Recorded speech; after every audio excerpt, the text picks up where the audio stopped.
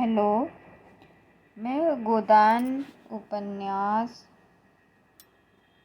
Page number 309 का वाचन करने जा रही हूँ। इससे पहले का वाचन मैंने यूट्यूब पर लोड कर दिया है, तो आशा करती हूँ आप सुनकर लाभ उठाएंगे। आप लोग सुनकर इसका लाभ उठाएंगे। लेकिन यह तो नहीं हो सकता कि वह शक्कर मिल के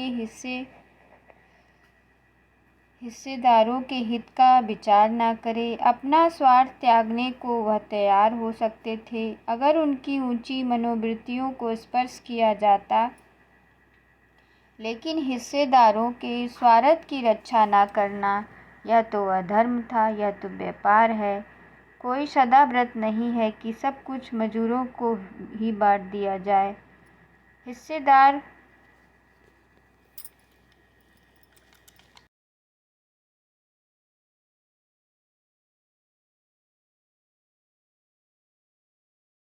रुपए लिए गए थे कि इस काम को 15-20 सैकड़े का लाभ है। इस काम में 15-20 सैकड़े का लाभ है। अगर इन्हें 10 सैकड़ा भी ना मिले तो वे डायरेक्टरों को और विशेषकर मिस्टर खन्ना को धोखेबाज ही तो समझेंगे।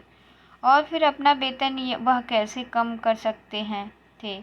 और कंपनियों को देखते उन्होंने अपना वेतन कम रखा था, केवल 1000 रुपये महीना लेते थे। कुछ कमीशन भी मिल जाता था, मगर वह इतना लेते थे तो मिल का संचालन भी करते थे। मजदूर केवल हाथ से काम करते, डायरेक्टर अपनी बुद्धि से, विद्या से, प्रतिभा से, प्रभाव से काम करता है। दोनों शक्तियों का मोल बराबर तो नहीं हो सकता। मजदूरों को यह संतोष क्यों नहीं होता कि मंदी का समय है और चारों तरफ बेकारी फैली रहने के कारण आदमी सस्ते हो गए हैं। उन्हें तो एक ही जगह पौन भी मिले तो संतुष्ट रहना चाहिए था। और सच पूछो तो वे संतुष्ट हैं, उनका कोई कसूर नहीं। वे तो मूर्ख हैं, बछिया के ताऊ। शरारत तो ओकारनाथ और मिर्जानाथ खुर्शीद की है। यही लोग उन बेचारों को इन्हीं लोगों ने बेचारों को कठपुतली की तरह नचा रहे हैं। केवल थोड़े से पैसे और यश के लोभ में पड़कर यह नहीं सोचते कि उनकी दिल्लगी से कितने घर तबाह हो जाएंगे। ओकारनाथ का पत्र नहीं चलता तो बेचारे खन्ना क्या करें। और आज उनके पत्र में 1 लाख ग्राहक हो जाएं और उनमें उन्हें 5 लाख का लाभ होने लगे तो क्या वह केवल अपने गुजारे भर को लेकर शेष कार्यकर्ताओं को बांट देंगे? कहाँ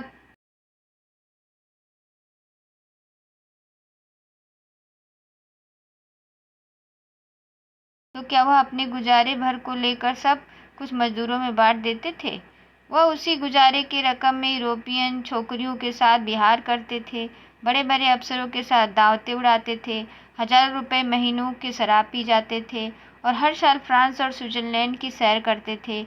आज मजदूरों की दशा पर उनका कलेजा फटकता है। आज मजदूरों की दशा पर उनका कलेजा फटता है। इन दोनों नेताओं की तो खन्ना की परवाह न थी। उनकी नीयत की सफाई में पूरा संदेह था। न राय साहब की ही कोई परवाह थी तो हमेशा खन्ना की हाँ में हाँ मिलाया करते थे और उनके हर एक काम का समर्थन कर दिया करते थे। अपने परिचितों में केवल एक ही ऐसा व्यक्ति था जिसके निष्पक्ष विचार पर खन्ना जी को पूरा भरोसा था और डॉक्टर मेहता थे। जब से उन्होंने मालती से घनिष्ठता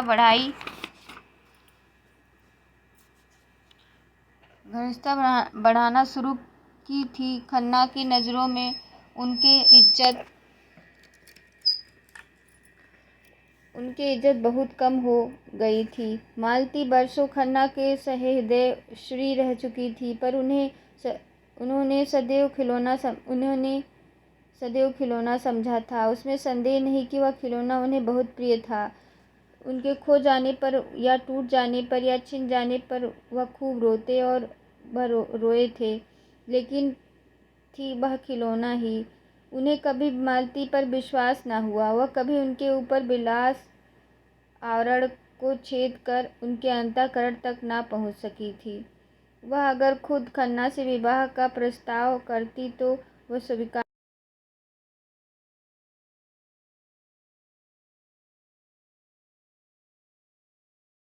दो रुखी था। एक ओर वह त्याग और जनसेवा और उपकार के भक्त थे, तो दूसरी ओर स्वार्थ और बिलासा प्रभुत्ता के कौन उनका असली रुख है, यह कहना कठिन है। कदाचित उनकी आत्मा का उत्तम आधा सेवा और सहृदय से बना हुआ था, मध्यम आधा स्वार्थ और विलास से, पर इस उत्तम और मध्यम के में बराबर संघर्ष होता रहता था, और मध्यम ही अपनी उद्दंडता और हठ के कारण सौम्य और शांत उत्तम पर गाली बकता था। उसी उद्यम मालती की ओर झुकता था, उत्तम मेहता की ओर, लेकिन वह उत्तम अब मार्दिन के साथ एक हो गया था। उसकी समझ में न आता था कि मेहता जैसा आदर्शवादी व्यक्ति मालती जैसे चंचल विलासिनी रमणी पर कैसे आसक्त हो गया, और बहुत प्रयास करने पर भी मेहता को वासनाओं का शिकार न स्थिर कर सकते थे, और कभी कभी उन्हें यह संदेश भी होने लगता था कि मालती का कोई दूसरा रूप भी है जिसे वह न देख सके या जिसे देखने की उसमें क्षमता न थी। पक्ष और विपक्ष के सभी पहलुओं पर विचार करके उन्होंने यही नतीजा निकाला कि इस परिस्थिति में मेहता ही से उन्हें प्रकाश मिल सकता है। डॉक्टर मेहता को काम करने का नशा था।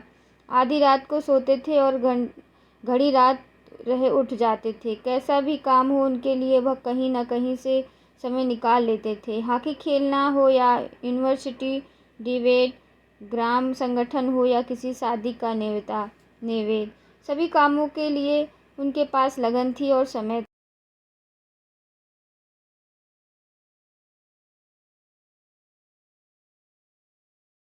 वाला था। इस वक्त भी वह एक वैज्ञानिक खेल ही खेल रहे थे। अपने बागीचे में बैठे हुए पौधों पर विद्युत संचार क्रिया की परीक्षा कर रहे थे। उन्होंने हाल में एक विद्वान परिषद में एक सिद्ध किया था कि फसलें बिजली के जोर से बहुत थोड़े समय में पैदा की जा सकती है, उनकी पैदावार बढ़ाई जा सकती है और बेफसल की चीज़ें भी उपजाई जा सकती है। आजकल सवेरे के 2-3 घंटे वह इन्हीं परीक्षाओं में लगाया करते थे। मिस्टर खन्ना की कथा सुनकर उन्होंने कठोर मुद्रा से उसकी ओर देखकर कहा, क्या यह जरूरी था कि ड्यूटी लग जाने से मजदूरों का वेतन घटा दिया जाए? आपको सरकार से शिकायत करनी चाहिए। अगर सरकार ने नहीं सुना तो उसका दंड मजदूरों को क्यों दिया जाए? क्या आपका विचार है कि मजदूरों को इतनी मजूरी दी जाती है कि उनमें चौथाई कम कर देने से मजदूरों को कष्ट नहीं होगा? आपके मजदूर बिलों में रहते हैं, गंदे बदबूदार बिलों में, जहां आप एक मिनट भी रह जाएं तो आपको कैद हो जाए। कपड़े तो पहनते हैं, उनसे आप अपने जूते भी ना पोंछेंगे। खाना जो वह खाते हैं वह आपका कुत्ता भी ना खाएगा। मैंने उनके जीवन में भाग लिया है। आप उनकी रोटियां छीनकर अपने हिस्सेदारों का पेट भरना चाहते हैं। खन्ना ने अधीर होकर कहा, लेकिन हमारे सभी हिस्सेदार तो धनी नहीं, कितनों ही तो हैं अपना सर्वस्व इसी मिल में भेंट कर दिया और इसके नफ़े के सिवा उसके जीवन का कोई आधार नहीं। मेहता ने इस भाव से उत्तर दिया जैसे इस दलील का उसकी नज़रों में कोई मूल्य नहीं है। जो आदमी किसी व्यापार में हिस्सा लेता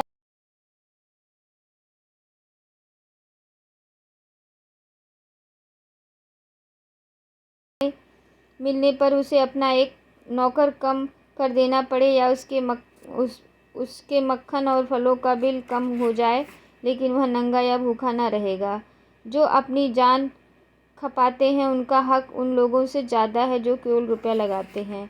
यही बात पंडित ओंकारनाथ ने कही थी।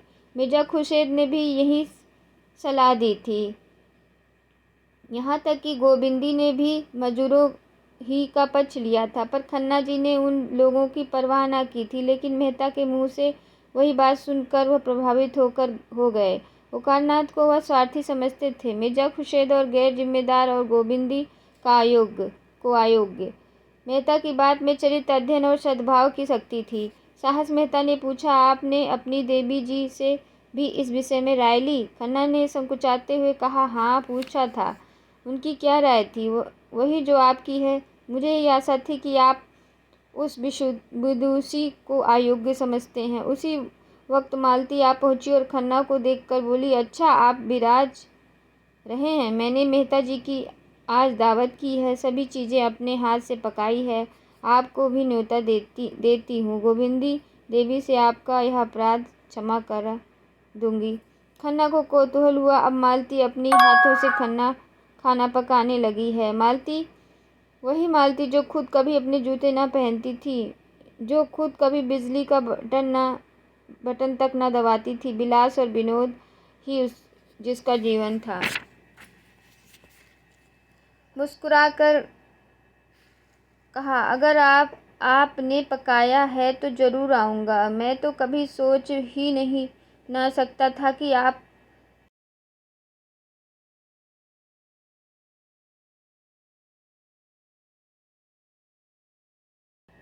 इनका हुक्म कैसे टाल देती। पुरुष देवता ठहरे।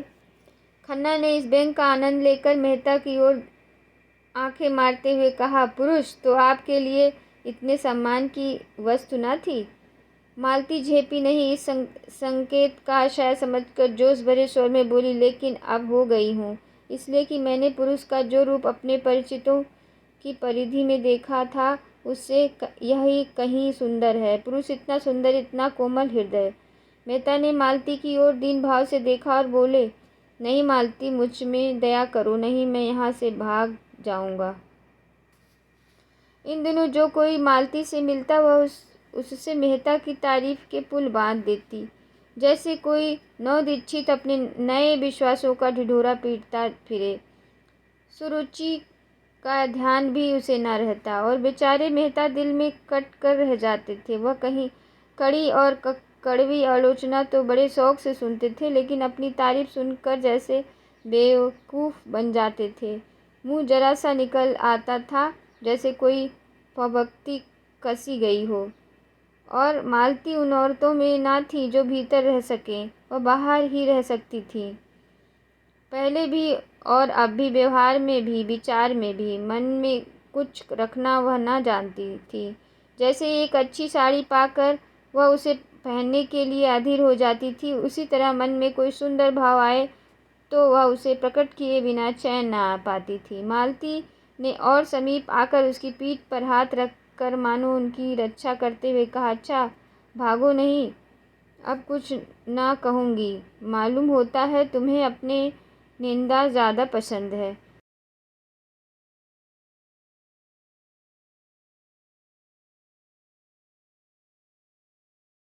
शक्कर मिल की चिमनी यहाँ से साफ नजर आती थी। खन्ना ने उसकी तरफ देखा। वह चिमनी खन्ना की कीर्ति स्तंभ की भांति आकाश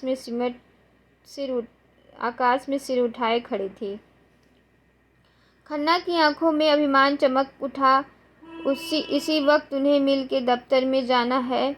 वहाँ डायरेक्टर की एक अर्जेंट मीटिंग करनी होगी और इस परिस्थितियों में उन्हें समझाना होगा कि और इस समस्या को हल करने का उपाय भी बतलाना होगा।